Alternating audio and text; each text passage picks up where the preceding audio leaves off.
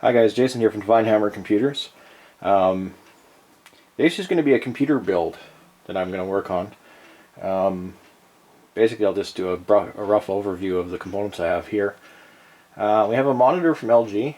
It's a 27MP57HQ-P IPS LED monitor, 27 inch. And seems pretty good. I got a decent price on it, so it's apparently good. The next other item over here, zoom the camera in, right there. That is your CPU liquid cooling. It's a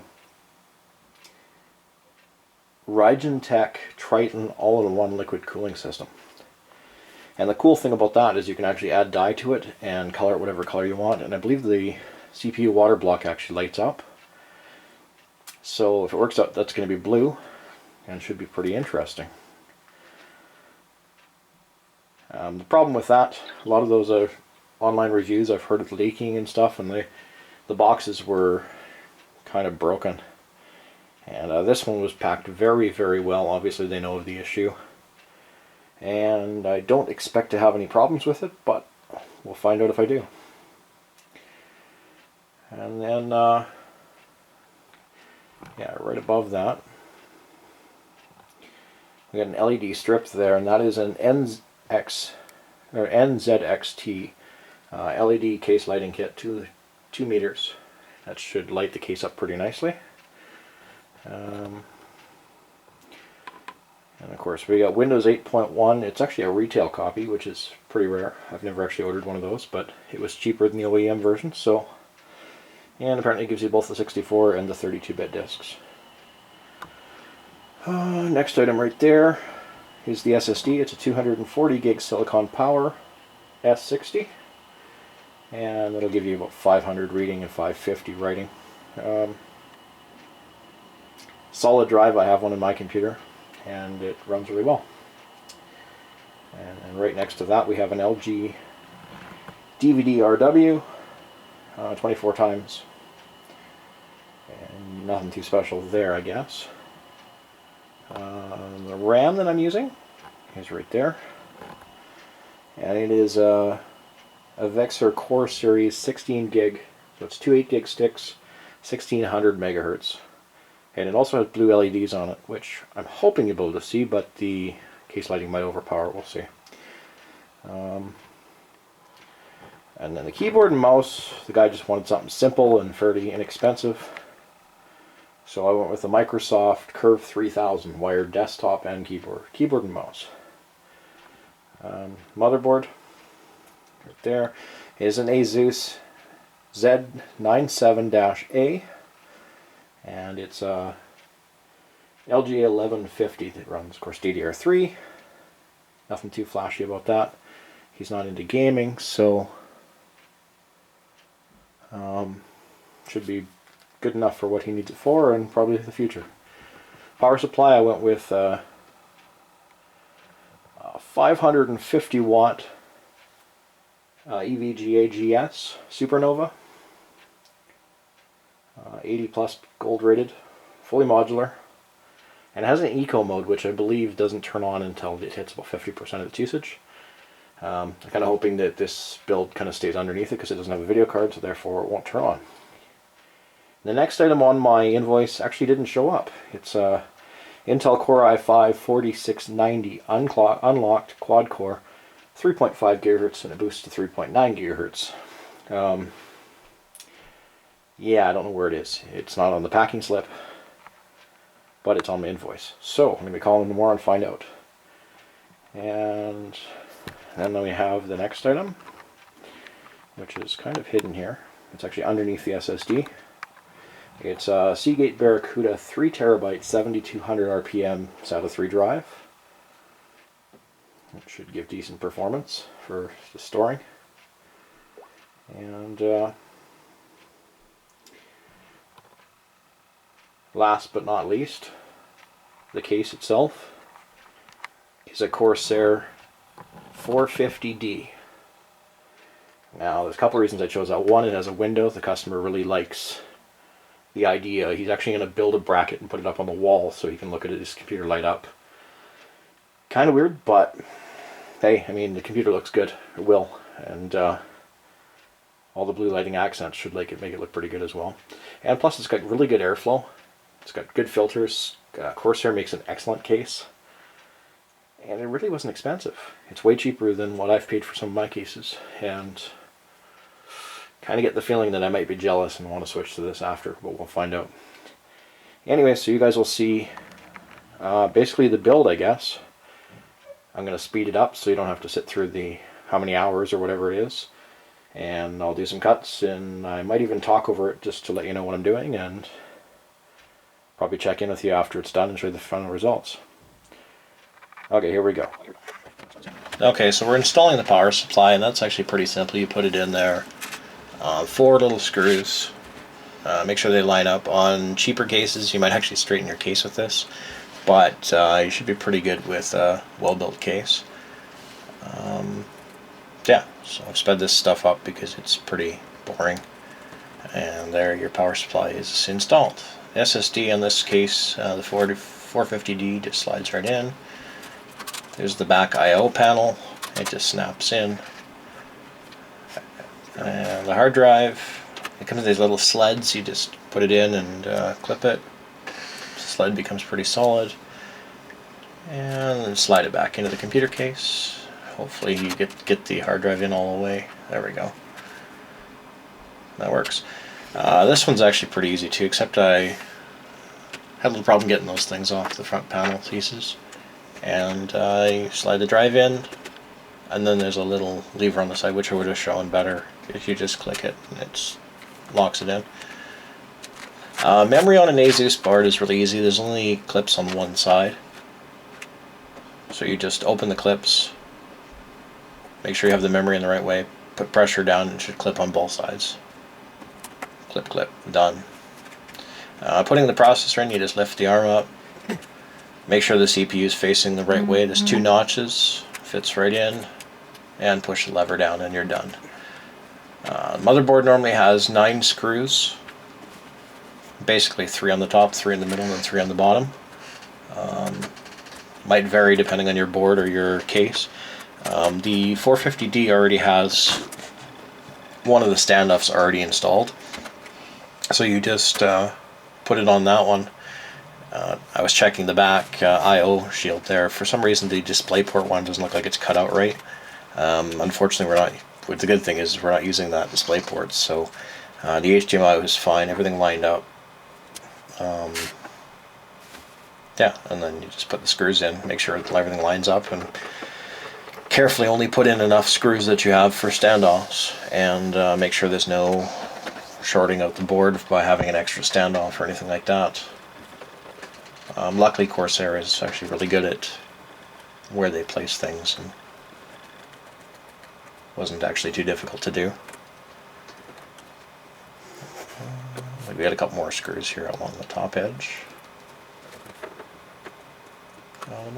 Using my very expensive, like $100 screwdriver, which cost me a fortune to import from the States. Might never do that again. So I'm running a power cord. I'm running the 8-pin, go up behind the motherboard, or the back of the case, and then around.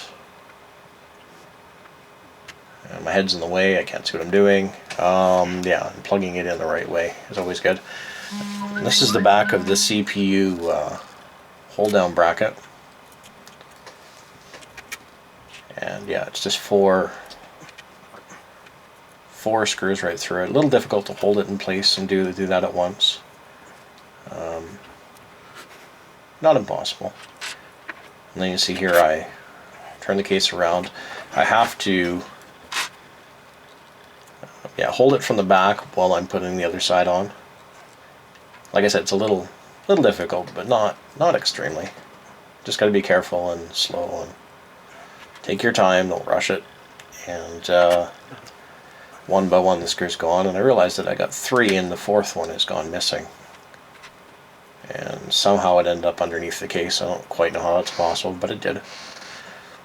And yeah, so that is installed. I made double sure to check everything, and then I actually took a screwdriver to make sure it was tightened down tight. And I did normally a cross pattern just to make sure it was good. And then I go back and double check it. And I think we're good there. Okay, and then we got the front plate from that kit. And it's pretty simple. It's 4 screws. As long as everything lines up, it was good. And I tightened them down slowly, and then you should see me go in a cross pattern and tighten them down even harder. That's a pretty common theme with me. I tighten down things in cross patterns. So normally upper right, lower left, lower right, stuff like that. Yeah. There we go, tightening it all down. Okay, so here's the heat sink, or the radiator and the fans, I should say, not the heat sink. I guess it's a water heat sink. I guess, I don't know. Anyways, yeah, you can see I've added the blue dye. It hasn't been turned on yet, so it hasn't fully mixed. I moved it back and forth a couple times to see if it would mix a bit more. And I'm currently putting the fans on the wrong way, which is awkward, but at the time it seemed right. Also, the fans on these seem very brittle. I didn't even tighten it down that hard, and the fans cracked. So yeah, not impressed with the fan quality as far as the build quality. The actual fans, they were fine though. They weren't loud or anything, which is good. But yeah, I was turning it down, all of a sudden crack real loud, and that was rather depressing. Other than that, the fans installed pretty well. And I originally planned to put them on the top, but the fan mounts on the case just wouldn't work with that. As you can see here, I've actually installed it.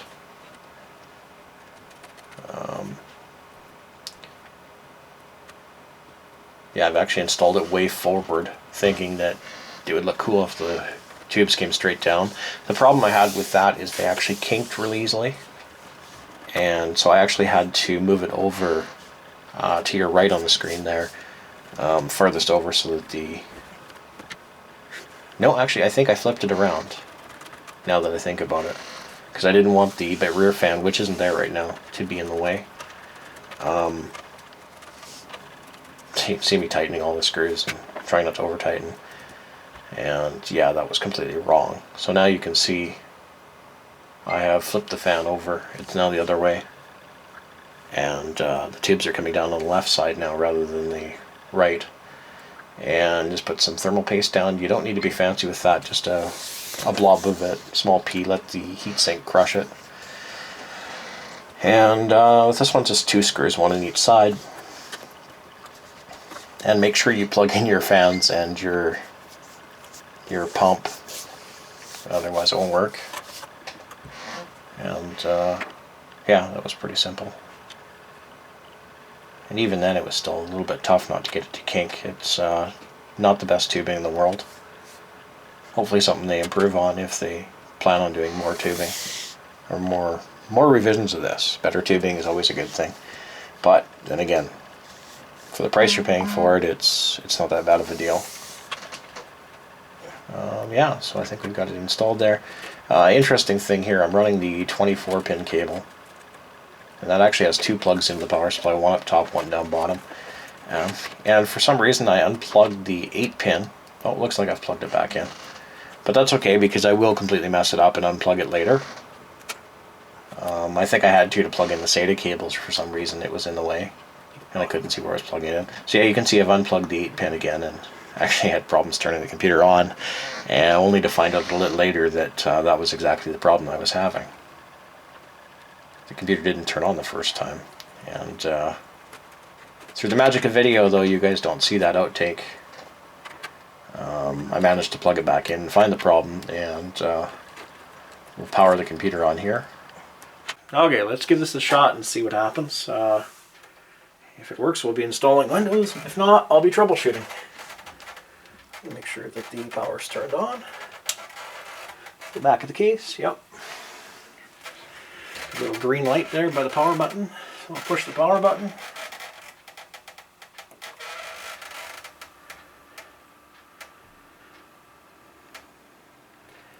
Appears to be booting.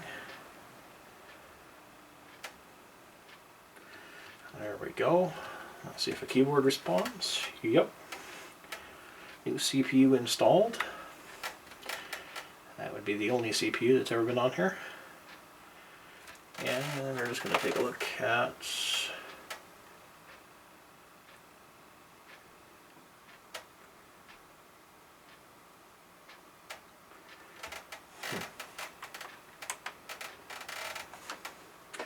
currently running at 24 Celsius. That is acceptable given I have the fans turned way down. All the fans appear to be spinning that I can see.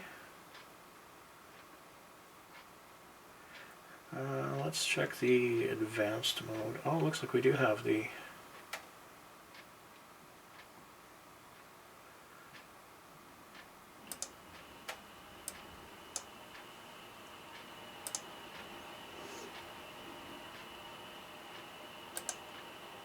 see if we can boot from the USB drive.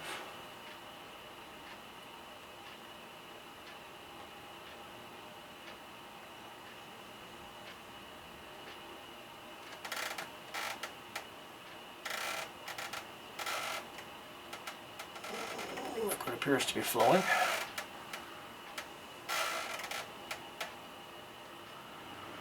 Fan controller that I could turn way up if I really wanted to. But I don't really want to. Well, maybe I'll leave it on a little bit just while I'm installing Windows. And we'll find out what the temperatures are once I figure it out.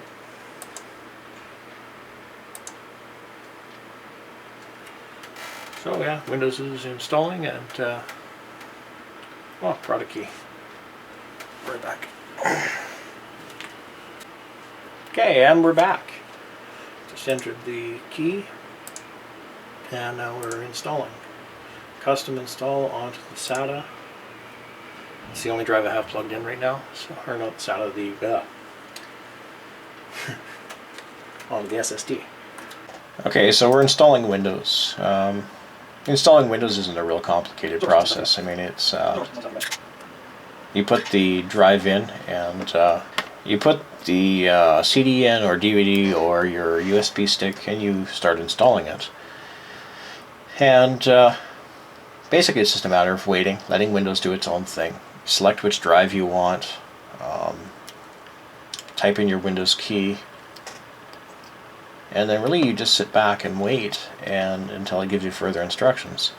And I'm one of those type of people that likes a percentage or likes I don't know, a bar going across the screen to represent percentage. And unfortunately a lot of times it just says it's working or installing. I see it reboots here. And then, yeah, it takes a little bit.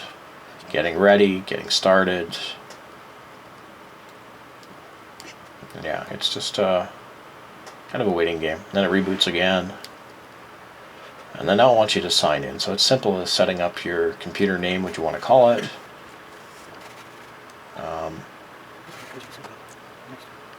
You can create a Windows account or you can just do a non-Windows account. For this one I just did a non-Windows account, he doesn't need it. And it's setting up stuff for us. And we're done. Installing Windows. Just doing a little bit of late night burn-in. We're running about 4.5 gigahertz. And 100% usage for quite a while now. We're hitting about 80 degrees on the processor, which is a little high, but this will be more than it ever gets pushed in real life. I want to make sure it's stable, and it's pretty good. So it's a lot noisier now than it will be when it's done, but you can see the inside of the case there.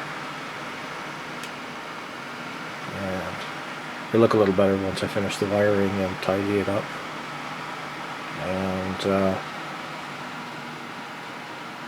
put the side panels on. But that's what it is so far.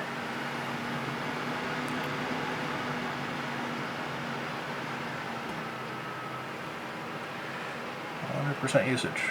And then the temperatures right there.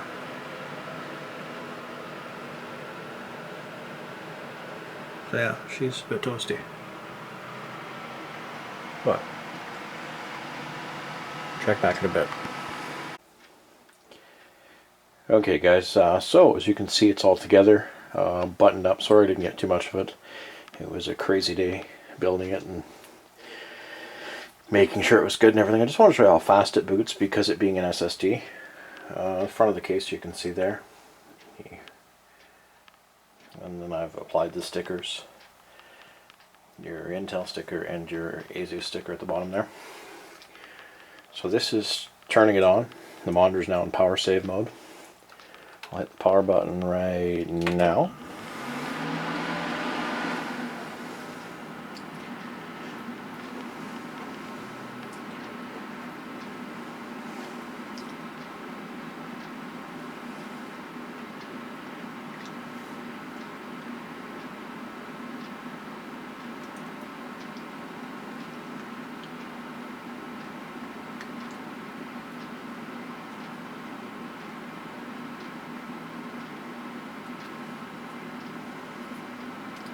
And we're at the desktop. So that's how quick it is. Now I'll give you a quick shot of it at night without the plastic on the window here, with the lights off. 1 second. Okay, you ready? Here it is.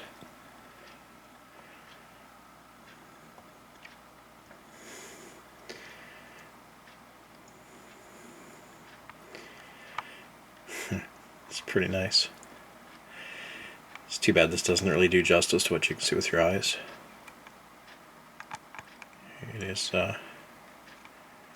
pretty amazing. Anyways guys, for Jason at Divine Hammer Computers here, if you'd like to see more stuff like this, subscribe and I'll do what I can to put it together for you. And I'll talk to you next time. Bye.